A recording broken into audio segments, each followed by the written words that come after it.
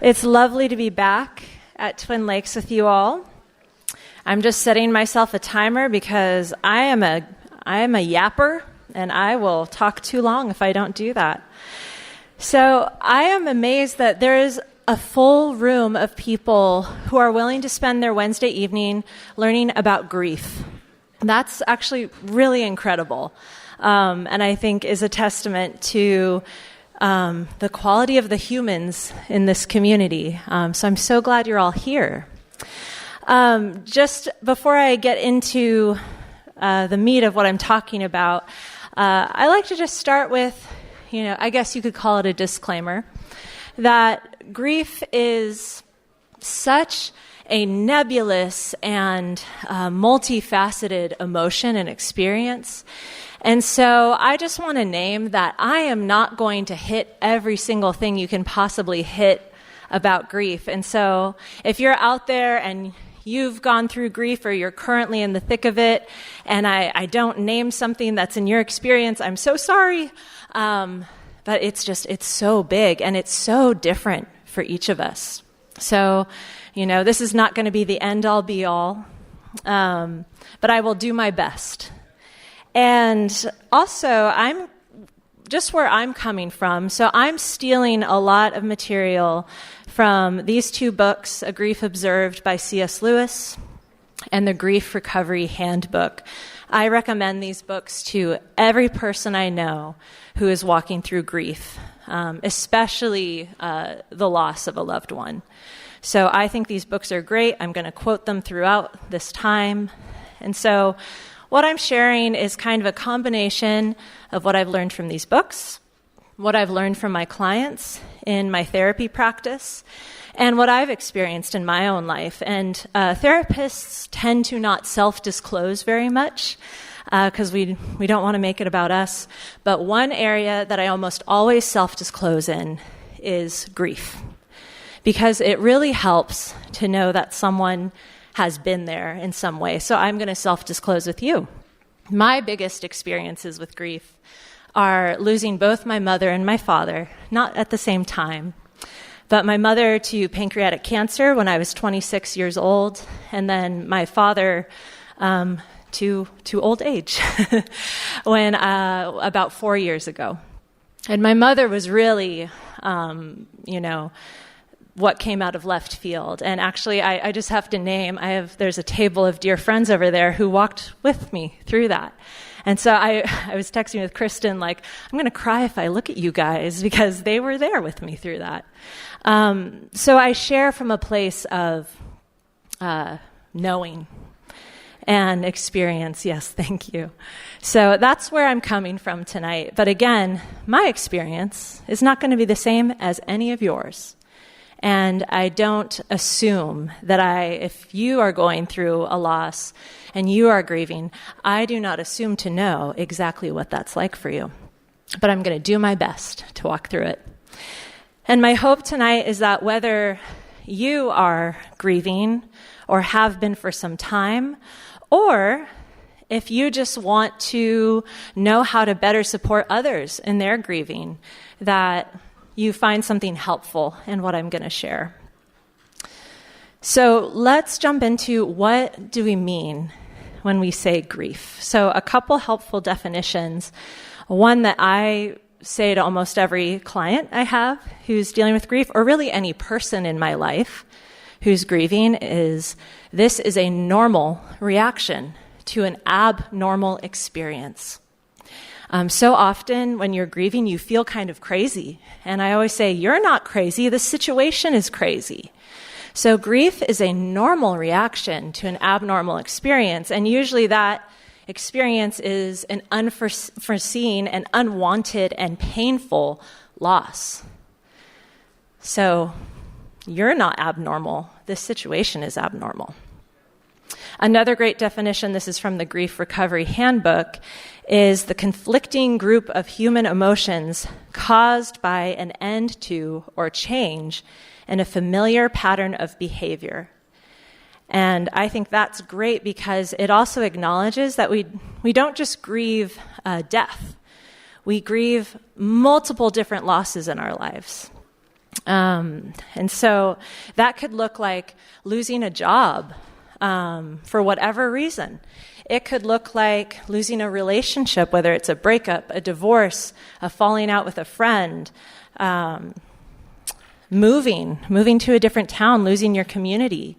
That can give you some grief. A diagnosis of some kind. A lot of people will grieve their pre-diagnosis life.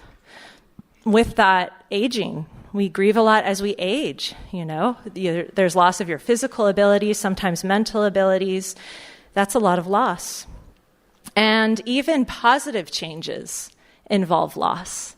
If you think about like getting married, my husband and I often say to each other, we're just very open. I wouldn't trade being married to you for the world, but sometimes I do miss my single life. And right, like married people, come on, yeah, right?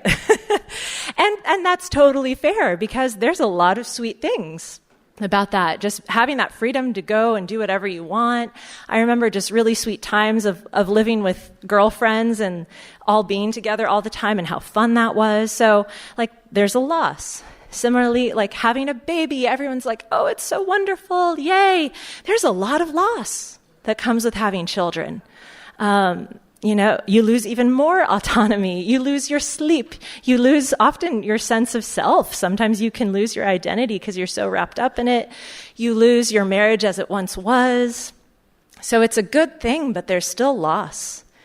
So even a new job or a promotion, you might be losing your previous coworkers or the dynamic that you once had, or the sense of purpose you had in your former role. So loss can be even in good changes. And we don't often acknowledge that. And then we feel bad if we're sad about something because we're thinking, oh, this is supposed to be good. Why am I sad? So loss is all around us. And I just want to take 1 minute. And if you have something to write on, I'm going to give you 1 minute. It'll be quiet, but don't worry, it's just going to be a minute. And I just want you to make a list. It can be bullet points, but just free association. Just write a list or think in your mind or write it on your phone of all the losses, as many losses as you can think of from your life. And I want you to think big losses and small losses. So I'm going to give you 1 minute. So just write as many as you can think of.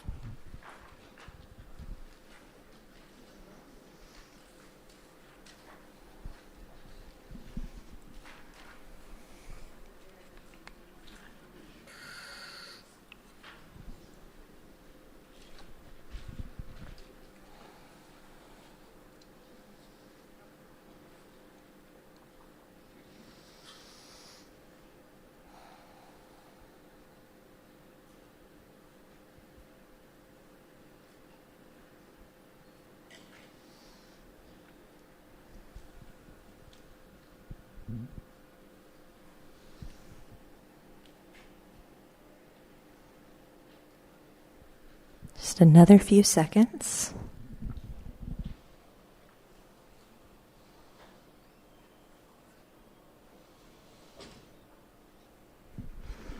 Okay.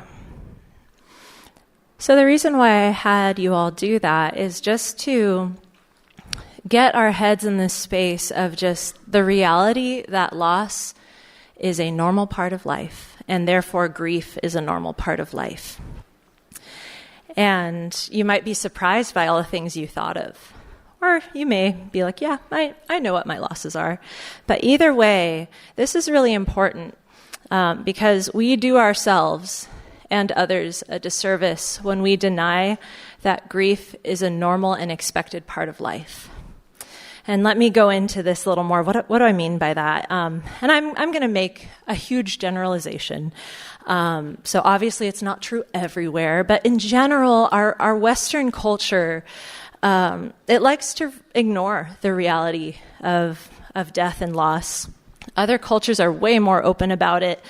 One example, in the Jewish tradition, after a death, families sit Shiva for 7 days. Mourners come and visit them. Then for the first 30 days, mourners will kind of return to regular things, but not everything. So it's like there's this expectation of like, yeah, you're not going to be at your full capacity yet. And for those who've lost a parent, for 11 months, they mourn for 11 months. And that is respected and understood. And then what I love on the death anniversary, it's observed each year. And then the deceased is also remembered 4 times annually during special services. So I love that annual remembering because it really communicates that this is not just something that is over, after the first 6 months or year, but that it's an ongoing thing. So that's one example of how a different culture, addresses death. And for us as Christians, sometimes we can try to what's called spiritually bypass grief by going immediately to platitudes that may be true, but if they are used to distance us from our pain and our grief and that reality, it can actually be incredibly damaging. That might sound like, oh, well, I know God has a plan for me here, which absolutely. Or if someone's died, well, they're in heaven now and that's good. Absolutely. Those things are true. But again, when those things are thrown at people or thrown at themselves as a way to avoid being in someone's pain with them and acknowledging that, it really can do a lot of damage and harm.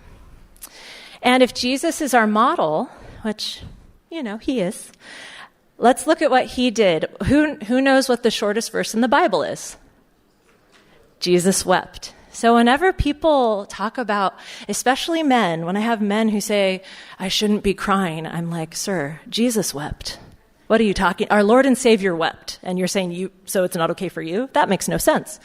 But in that story in John 11, when Lazarus dies, Jesus wept. He went to his place where he was laid and wept, even though he knew he was about to raise him from the dead.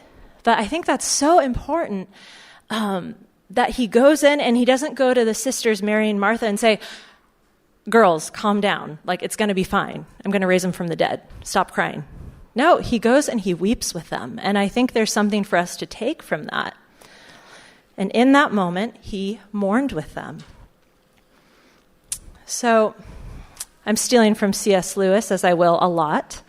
But he says in A Grief Observed, which he wrote after his wife died, he says, it is hard to have patience with people who say, there is no death, or death doesn't matter.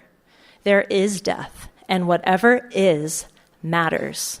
And whatever happens has consequences, and they are irrevocable and irreversible.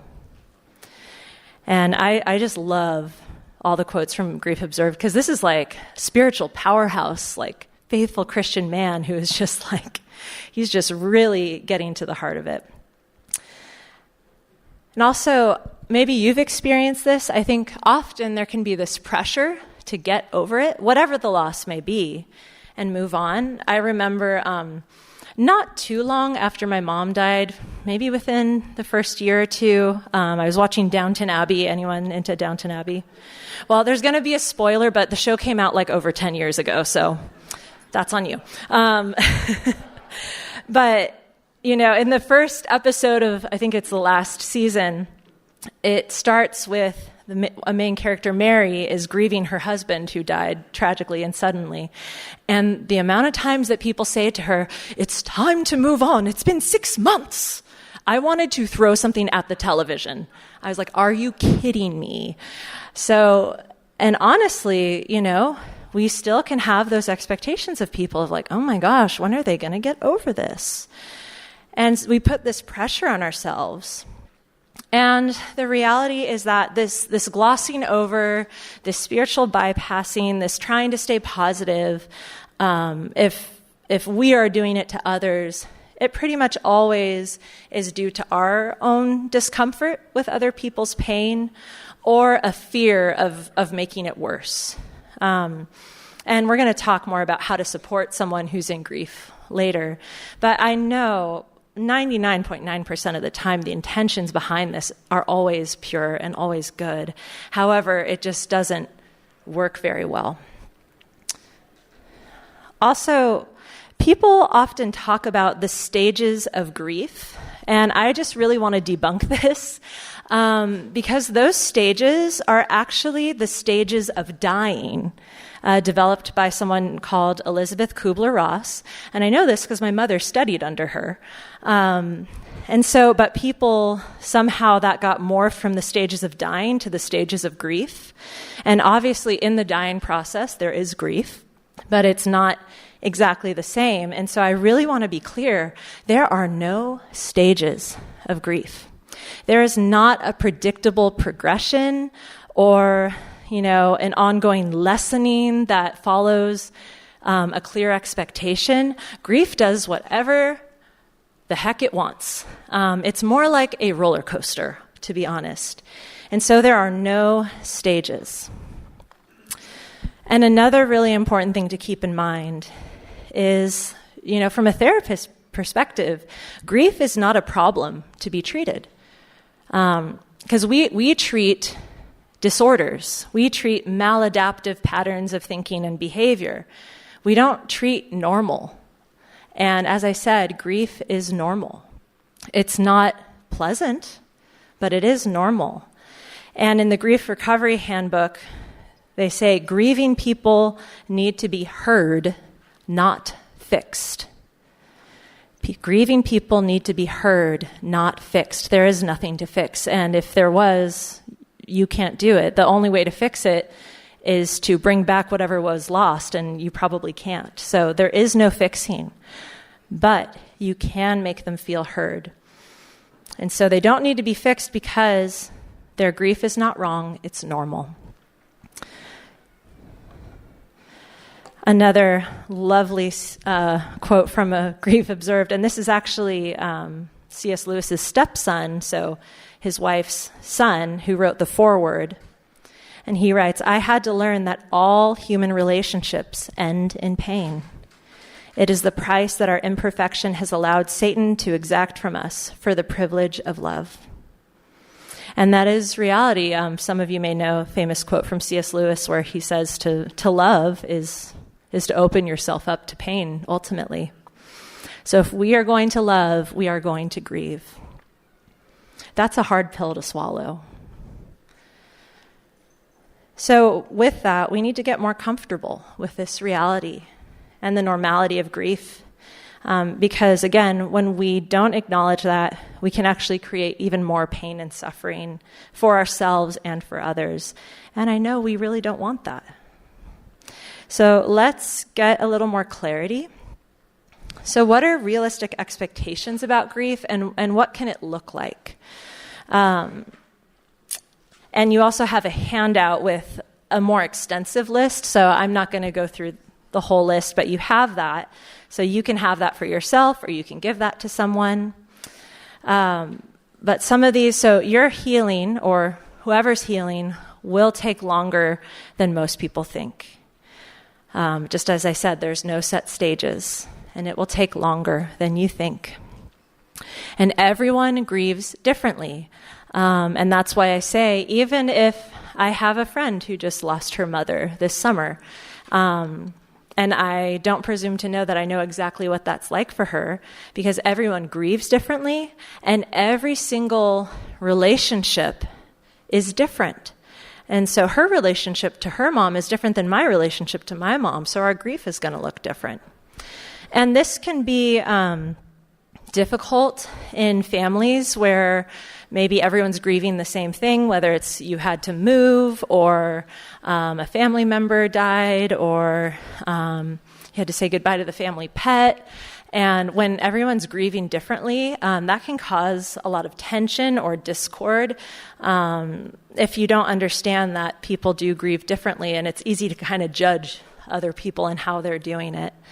So it's helpful to know it looks different for everyone.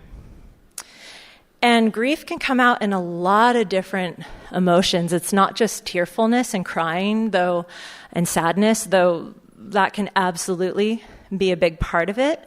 But it can come out as irritability and anger. I know, around certain dates, I'm just so angry. When I first got married to my husband, like our first holidays together, my mom got diagnosed a week before Christmas, so all of December, I'm just like not a very nice person.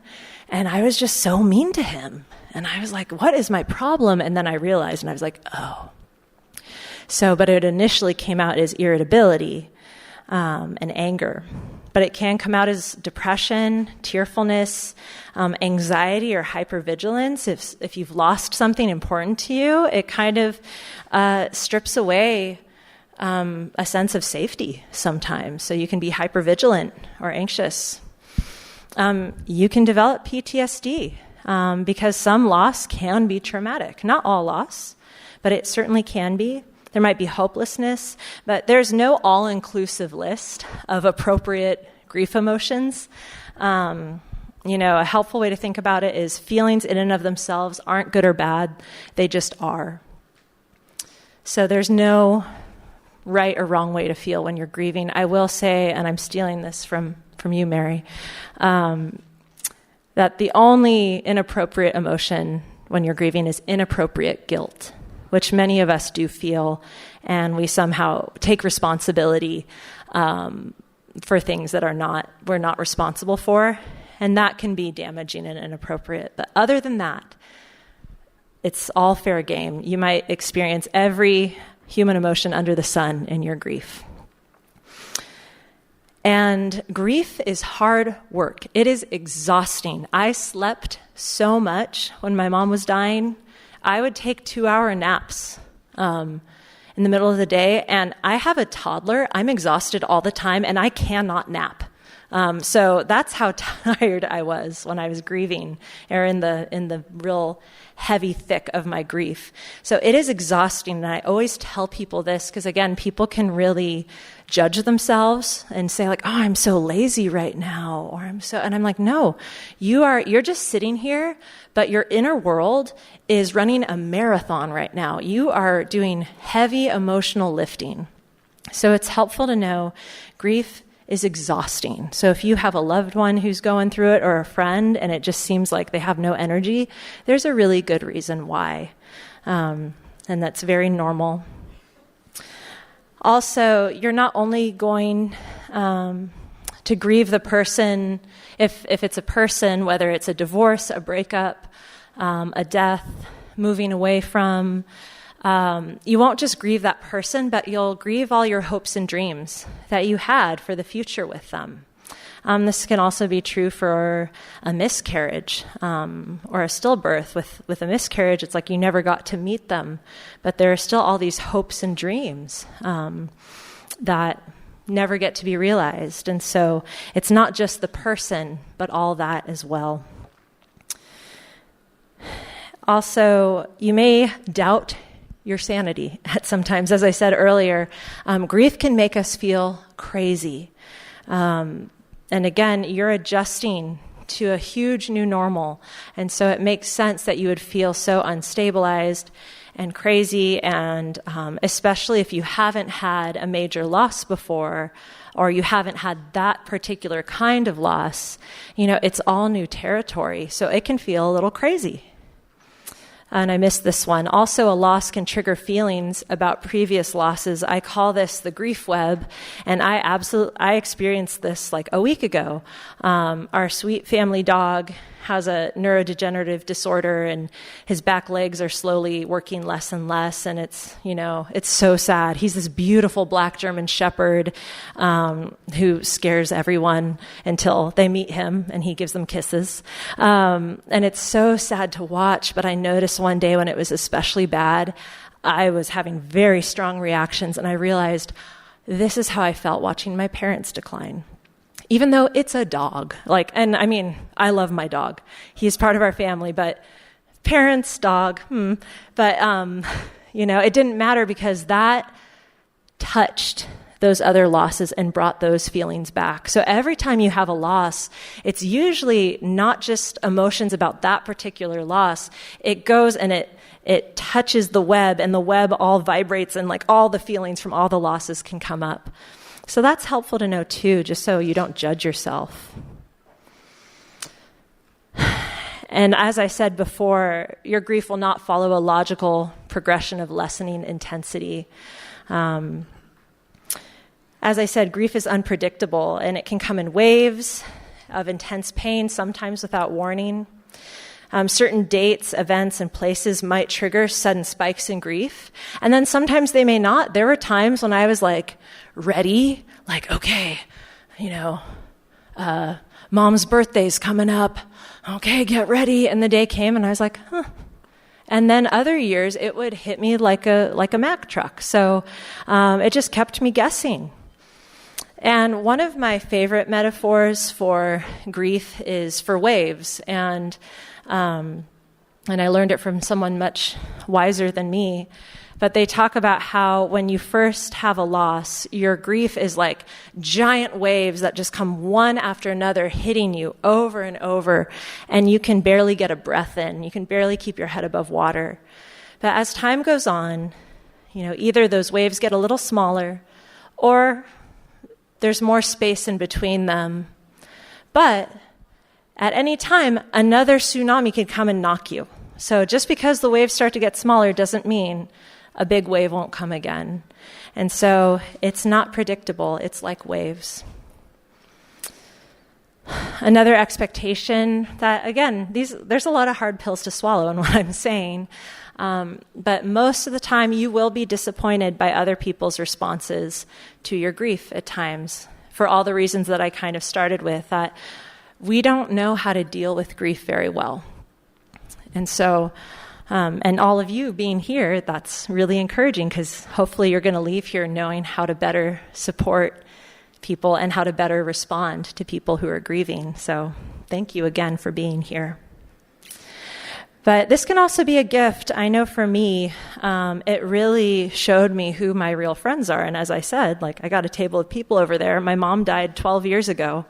And they're still my ride or dies. So it's it really showed wow, these are my people. So it can be a really wonderful thing, but it can also be very disappointing as well, as you see people who, aren't able to walk with you well. And then lastly, you will always miss the person, whether it's if they've died or there's a divorce or whatever, but this is probably more true when there's a death. But this will not prevent you from moving forward and finding new meaning, peace, and contentment, which is really good news. And with that, this is another illustration I really find helpful. Hospice uses this a lot. And there's this metaphor of a ball in a box, and when you first have a loss, your box is small and that ball is really big, and that little red doohickey over there is a pain button. And so since the box is so small and the ball is so big, it's really easy for the ball to hit that pain button, for your grief to hit that pain button over and over all the time.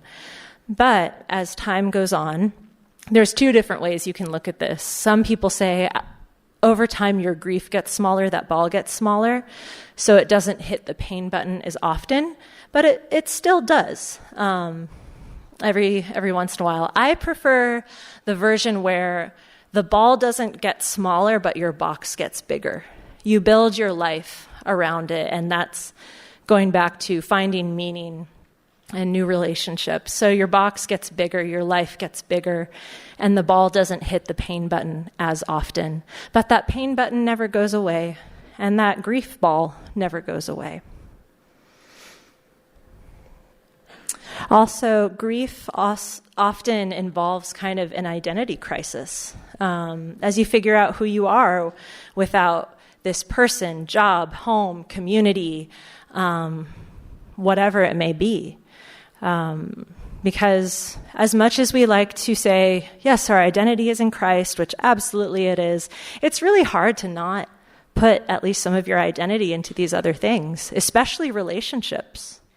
A lot of times we first talk about ourselves in terms of our relations to others. Oh, I'm a mom. I'm married to this person. I'm so-and-so's daughter. I work with this person. So, when we lose something like that, we can have an identity crisis. And with that, it can also cause a crisis of faith. It might cause us to reevaluate our beliefs and our philosophy of life, which again, it can be really uncomfortable. But that's not always necessarily a bad thing, because we all have beliefs that maybe aren't completely true. And it might be good for us to reevaluate those. Going back to C.S. Lewis, this is one of my favorite C.S. Lewis quotes. And again, just keeping in mind, this is the man who wrote Mere Christianity and the Narnia series and, all these amazing theological texts.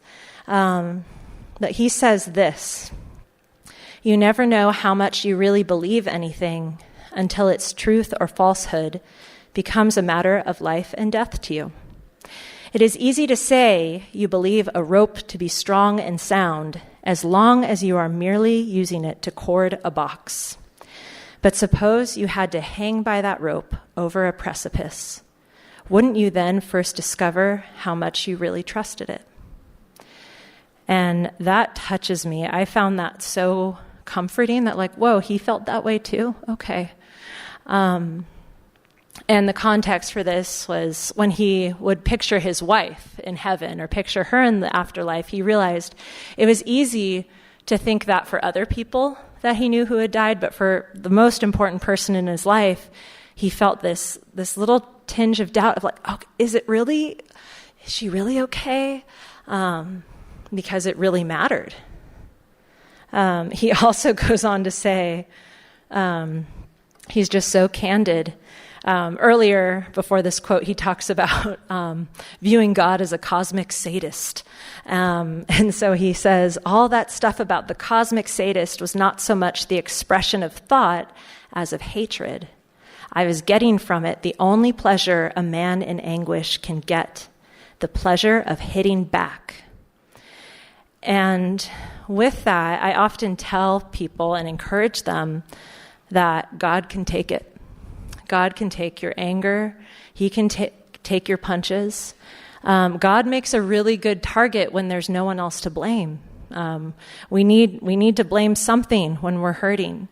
And sometimes it's just horrible things just happen. So there's no one to point it at. So it's really easy to point it at God. And while God doesn't deserve it, he can take it. And he's a good God and he's a good father. Who can take it, just like I take my toddler's hits, and I go, okay, I see you're really upset, honey. So our God is patient with us and understands. So I always encourage people, it is better to be angry with God and be honest about it than to pretend like you're not and then to slowly drift away from him. Because as with all human relationships, some engagement is better than no engagement. So if that's you, be angry with God, engage with him, cry out to him, yell at him. It's better than becoming cold and distant from him. And losses really can draw us closer to God or push us farther away, depending on what we believe about God and how we engage with God. So now you also have this on one of your handouts of just some common myths about grief, which can also be helpful. And again, I'm not going to go through the whole list that you have, but just some I like to highlight are that when grief is resolved, it never comes up again. I don't even know what that means when grief is resolved. What does that mean? It gets better. Like my mother's birthday was last week, and I didn't have a whole lot of feelings about it. I acknowledged it, but it was just like, okay. But that doesn't mean it's resolved, because then there's other times when I feel it incredibly deeply. So I don't even know what that means when it said, oh, grief is resolved. So it will come up again and again. Or it may feel like it's resolved and your grief web gets, flicked and it comes up again. A really important one is that children, and these are all myths, by the way, children need to be protected from death and grief. And again, this comes from a good place of not wanting to burden kids and, wanting to be the adult, which is definitely good. But sometimes we take this too far, and if we never, talk to kids about loss, especially about death and grief, then and they don't see us having responses in reaction to those things, they look around and they go, grandma died, but no one seems to be that sad about it. Oh, I feel kind of sad about it, though. I guess I shouldn't feel that way. Okay. So children look to us for what is an appropriate response. And absolutely, we need to find age-appropriate ways to talk to them about this. Hospice has great resources on their website of how to talk to kids about death. But even about if you're moving, talking to your kids about the move and how it's really sad. There's a level of honesty with children that's really appropriate of saying, yeah, I'm really sad that we're moving too. I'm excited, but I know I'm really going to miss all of our friends, and that's really hard. So you're helping your kid to feel like, oh, okay, it is okay to feel this way. And then they know they can talk to you about it. So kids look to us to tell them what's okay and what's not okay. And they usually, learn from our actions more than what we tell them. It's caught, not taught. With that, another myth is it's best to stay in control and keep a stiff upper lip. And this can look like, I got to be strong for the kids. I got to be strong for my wife. I got to be strong for my little brother. I got to be strong, whatever. And so, hold it together. Don't show that weakness. Don't cry. Don't be upset about it. That is not helpful. Another myth, it is best to put the memories of your loved one in the past and go on with your life. Once again, that's just not possible. If it was, more people would do it. But it's really not possible to put all the memories, if you've lost a loved one, in the past and go on with your life, because it's a part of you. That person is a part of you. So it's just a really unrealistic expectation to put on yourself that you'd even be able to do that.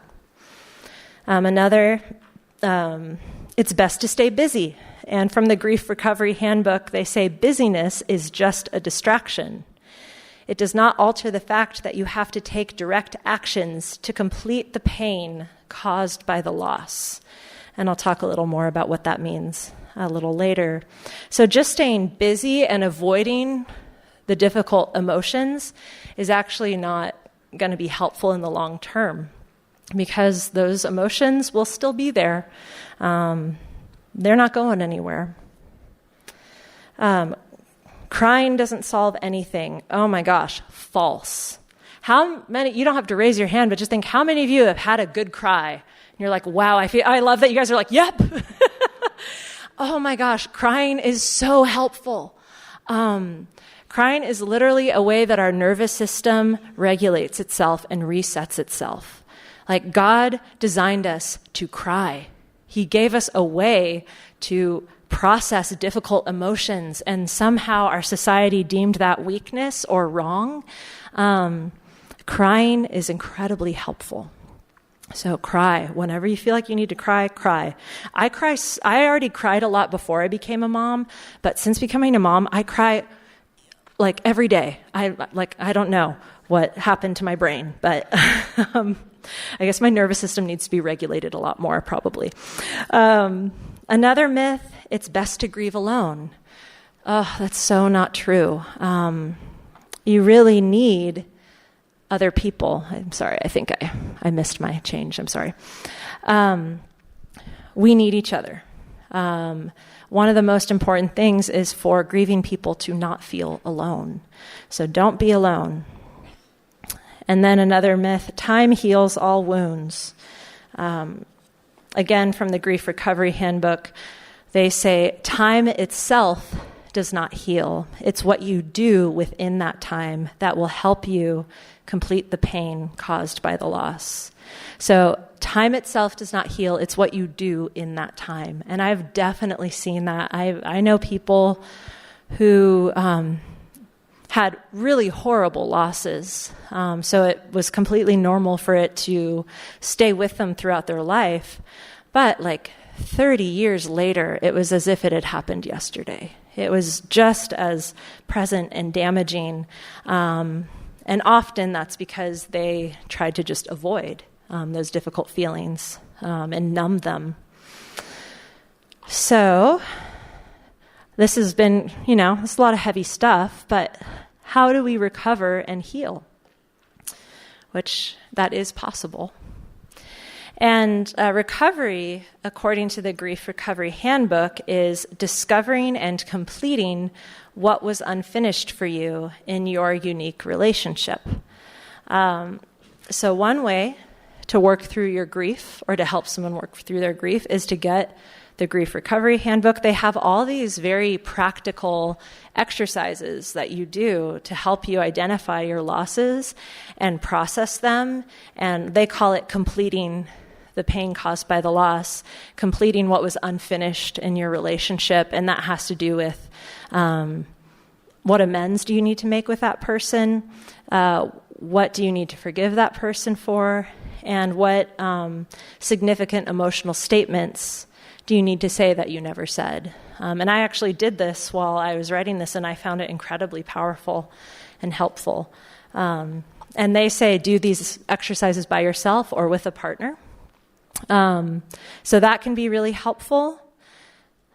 Also, set realistic expectations for yourself. You have that list, and the reason why I gave that to you is because I see so much of grief work in my practice is just telling people, like, it's okay to be feeling this way. It's okay to be having a hard time. It's okay that it's not, going the way you thought it would. It's okay that you're exhausted all the time. It's okay that you're angry.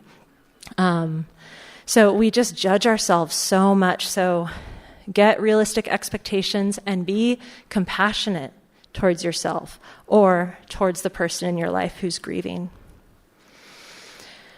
And then also, if you're walking through grief, you have to acknowledge all that has been lost. And that usually involves feeling your feelings and sometimes crying. As I said, crying is so helpful. The Bible is full of weeping and lament. There's a whole book of the Bible called Lamentations. So again, I just don't understand when Christians think we have to be happy all the time. I'm like, have you read the Bible? There's so much going on other than happiness. And the reality as Christians, we can be both people of hope and people of lament at the exact same time. They don't have to be mutually exclusive. Sometimes in the Psalms, there are Psalms that have both, where it's all this dark, difficult stuff, and then it ends with, and yet I hope in you, God. We can do the same. We can acknowledge both. Two things can be true. And again, this can be hard to really let us feel what we're actually feeling. I don't have the quote up there, but Douglas Gresham, who, again, is C.S. Lewis's stepson, wrote, "It took me almost 30 years to learn how to cry without feeling ashamed." Again, we've done people such a disservice by making crying a bad thing or a shameful thing. So give yourself permission to feel whatever you're feeling. And this actually includes allowing yourself to feel good. You can have good days. The week after my mom died, I was a little euphoric, and I think it was relief. Because it is heavy to sit with someone who is actively dying. It's like, just when's it going to happen? There's so much. And so I felt relief. And I knew that was normal, so I didn't judge myself. I went to a concert a week after my mom died and danced my heart out. And it felt amazing. And I needed that. So when you're deep in grief and you have a day that you wake up and you're like, I don't feel like I have a 50-pound weight on my chest, thank the Lord for it and enjoy it and regroup and get your strength and enjoy it, because the heaviness will come back. So instead of judging yourself for feeling okay and thinking, oh my gosh, do I not even care that this happened or that I lost this person? It's like, no, you need to come up for air sometimes, and that's okay. I had a client ask me that. She lost a child, and she was like, I actually felt kind of happy today. And I was like, that's wonderful. And she's like, is that wrong? And I was like, no, that is a gift. Enjoy it. So it's also okay to feel good sometimes. It doesn't mean you're done. Another thing to keep in mind is to not grieve alone. And oftentimes when we're grieving, it can be so heavy that we're really afraid of being a burden on people or being a huge bummer, being a wet blanket. So with that, it's good to have a network if you can, so no one person is holding all the grief with you if you can. And here there's an amazing ministry called Grief Share. Are there any Grief Share leaders here? A couple? No? Yeah. So Grief Share is awesome. And it's like you go with the expectation to talk about your grief, so you know you're not going to be a burden, because everyone there is in the same boat or has been there. You can also get a therapist. It's our job to hold things with you, so it's not a burden. We signed up for it. But also, ideally, you would have people just in your everyday life who could be supports as well. If you know other people who have had similar losses or any loss, it can feel really validating and healing to talk to them. Just, again, if for no other reason, to get reassurance that no, you're not going crazy, and yes, you will feel okay one day again. So if you know anyone in your life that has had a similar loss, talk to them. And I can't speak for everybody, but I think most people who've had a significant loss actually really enjoy helping other people with theirs, because it helps us make meaning of our loss, and I have definitely experienced that.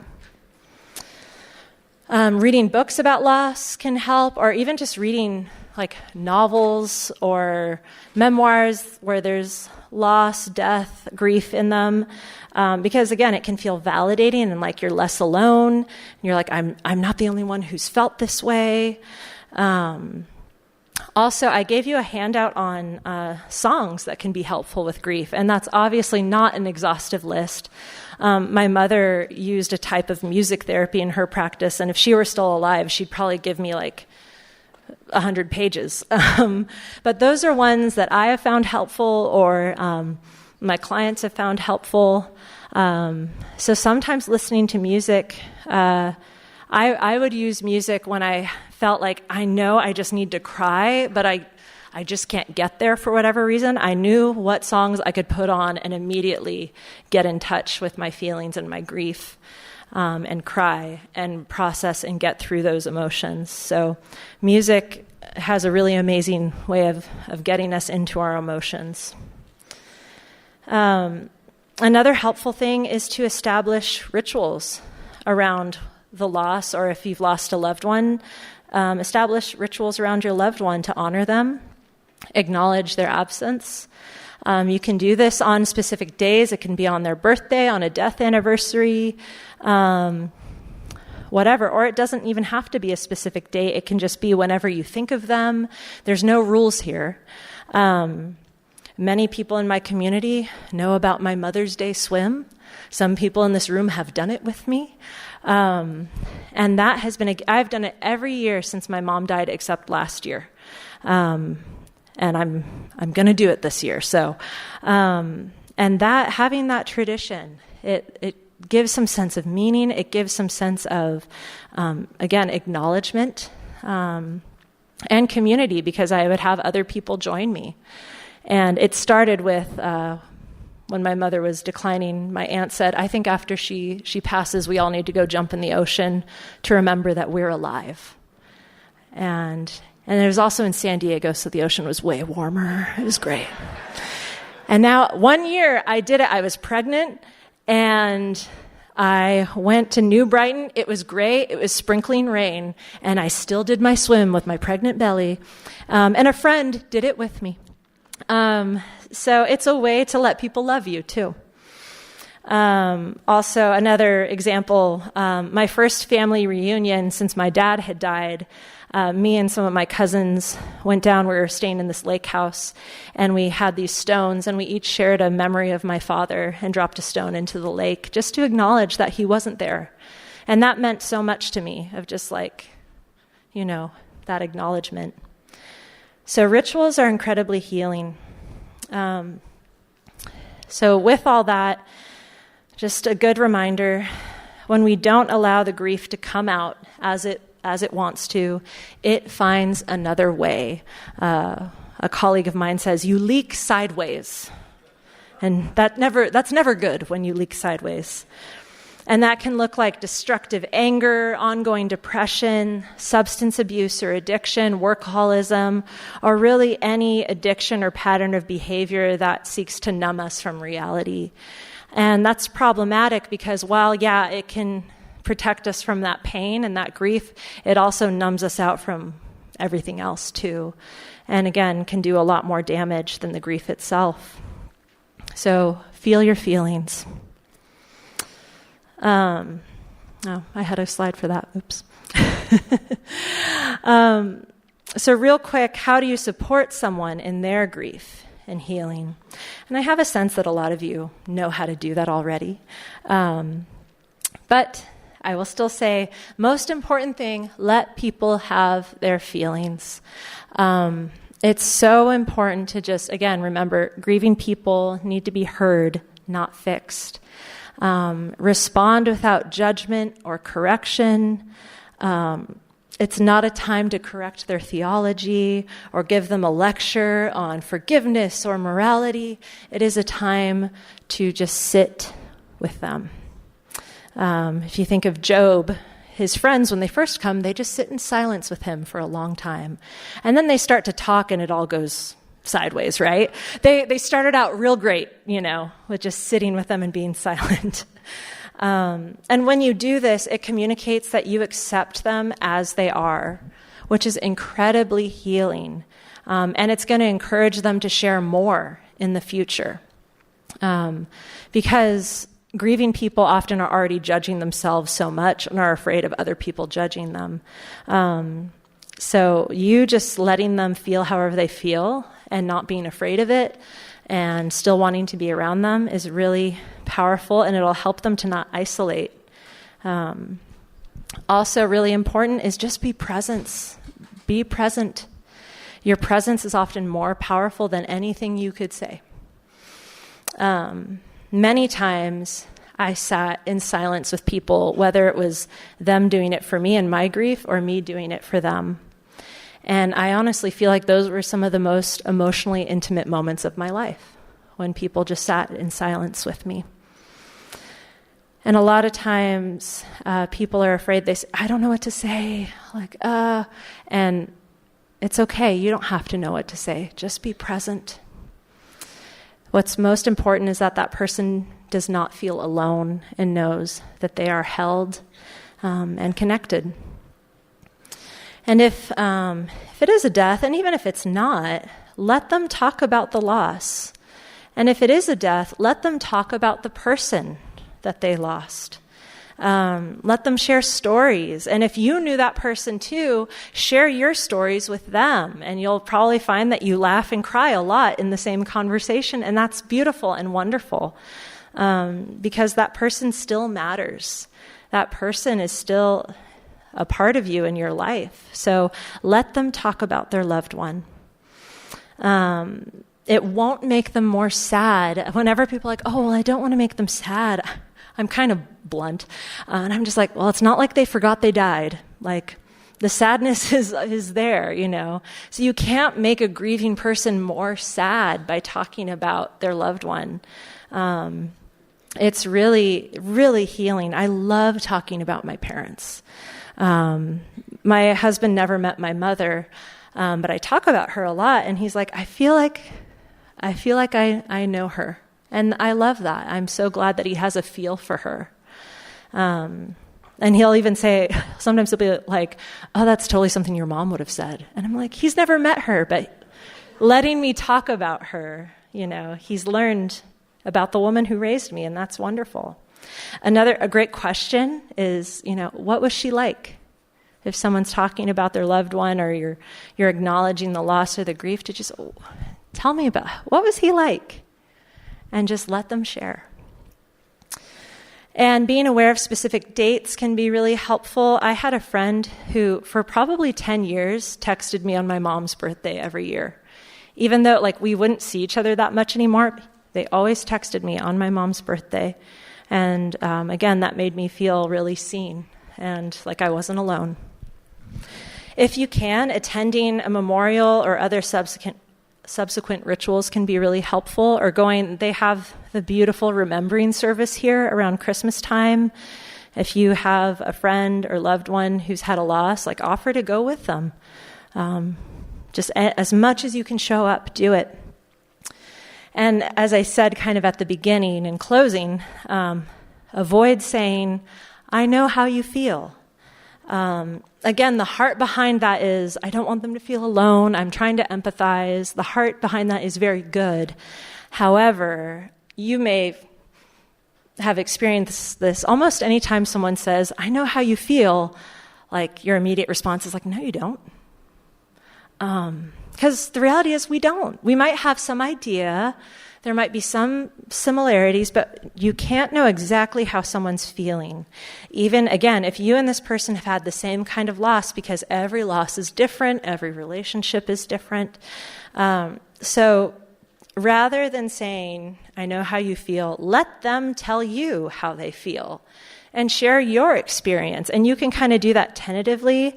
I do this a lot with clients and with friends. I'll say, I obviously can't know exactly what this is like for you, but I know for me, ... And then they can say, absolutely, I totally feel that way. Or they can be like, yeah, no. But you leave it open. So if they're like, oh, that does not resonate at all, it doesn't shut the door. It doesn't shut them down. So let them tell you how they feel. Don't say, I know how you feel. A better thing to say is, I'm so sorry. When you don't know what to say, a simple, I'm so sorry this is happening. I'm so sorry that this happened. And sometimes I'll even say to people, I wish there was something I could say to make it all better for you.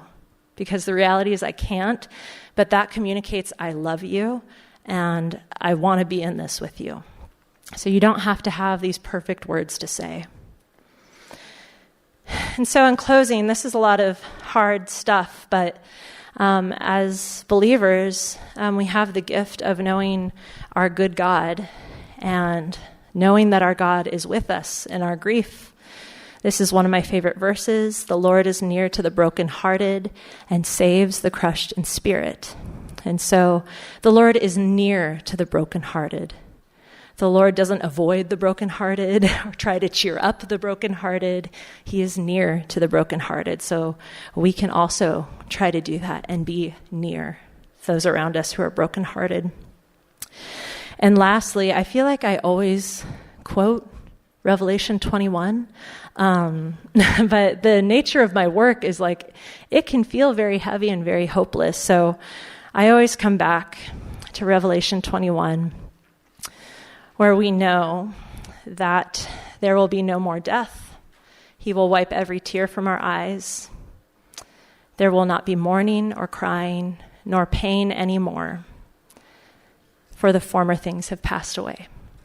And we know ultimately in this life, there is a lot of trouble, there is loss, there is grief. And we can hold that while also holding this hope that one day that will be done, and that is amazing. What a good God. So as you walk through grief or as you walk with others through grief, I think it allows us to be in that heaviness when we can acknowledge this truth. It can feel more bearable. For me, when I feel just the heaviness of the brokenness of the world and the work I do, I come back to this and I say, but one day it will be no more. That today is not that day and I'm still in it, but one day it will be no more. So thank you, God, for that. I love it how you said it's normal and it's not to be fixed. That's right there is worth the whole night, but there was so much more as well. Yep. Thank you. All right, then. Well, no questions. I will close this in prayer then, and we'll send you on your way.